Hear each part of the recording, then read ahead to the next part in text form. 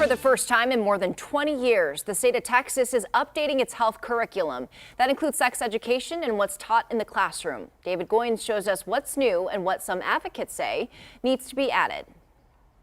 We're the last one on the agenda, so I'm hoping I'm not going to be up until midnight like last time. But Patrick Hanley says he's ready.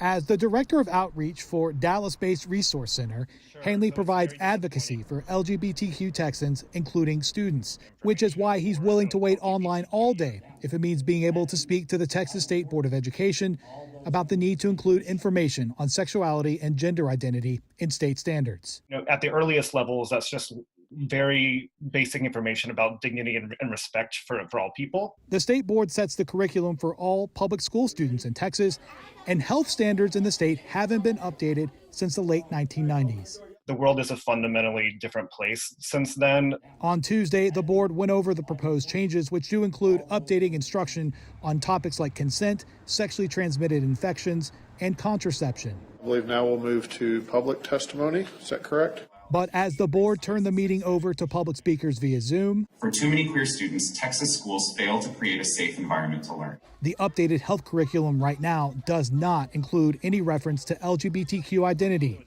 Hanley says that is harmful for a population that already has higher rates of absenteeism in school, victimization, and suicidal ideation. Just seeing yourself reflected within a curriculum, seeing supportive staff, seeing other students understand the issues that you're going through is hugely, hugely important for LGBTQ people.